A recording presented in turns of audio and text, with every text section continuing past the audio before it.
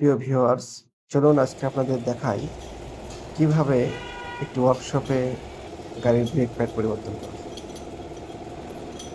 আপনারা দেখতে পাচ্ছেন আজকে আমাদের যে গাড়িটি এটি একটি টয়োটা নোয়া মডেলের গাড়ি। এই গাড়িতে আমরা সামনের চাকা এবং পিছনের চাকার উভয় চাকারই ব্রেক প্যাড পরিবর্তন করব। প্রথমে আমরা গাড়িটাকে লিফটিং করে নিলাম। এরপর প্রথম সামনের যে চাকা ফ্রন্ট হুইল এটি খুলে নিলাম। এটি একটি ব্র্যান্ডের ব্রেক প্যাড। এই ব্রেক প্যাডটি আমাদের ক্ষয় হওয়া ব্রেক প্যাড পরিবর্তন করে এই প্যাডটি লাগাবো। তো প্রথমে প্যাডগুলো দেখে নিন। একটি চাকায় 2টি প্যাড ব্যবহৃত হয়। আমরা প্যাডে গ্রিজিং করে নিচ্ছি। এরপরে ওপরে সিম সিম দিয়ে দিলাম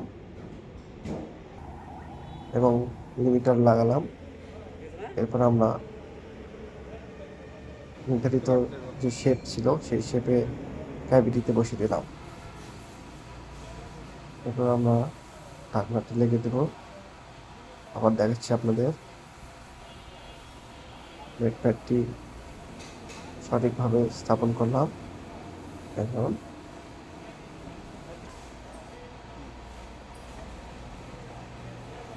উপরের যে কাভার এটি কাভারিং করে দিলাম।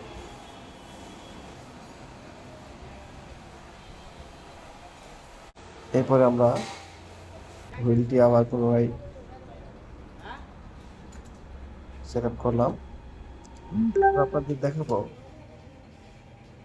যে পেছনের চাকার কিভাবে আমরা ব্রেক প্যাড পরিবর্তন করব। হুইলটি নেওয়ার পর নতুন ব্রেক প্যাড সরিয়ে আমরা নতুন ব্রেক প্যাডটি আবার সেট আপ করলাম। আবার আপনাদের দেখাচ্ছি কীভাবে সেট আপ করতে হয়। সেট আপ করলাম, উভয় পাশেই আমরা সেট আপ করে নিয়েছি। নির্ধারিত যে কাভারটি আছে আমরা কাভারটি সংযুক্ত করে দিলাম। এরপর আমরা হুইল লাগাইলাম।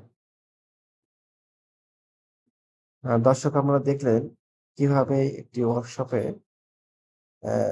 আমরা ব্রেক প্যাড পরিবর্তন করব গাড়িতে।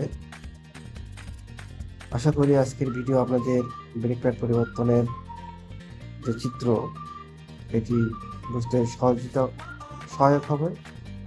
আগামী দিনে আরও নতুন নতুন ভিডিও নিয়ে আসবো। সে প্রত্যাশায় আল্লাহ হাফিজ।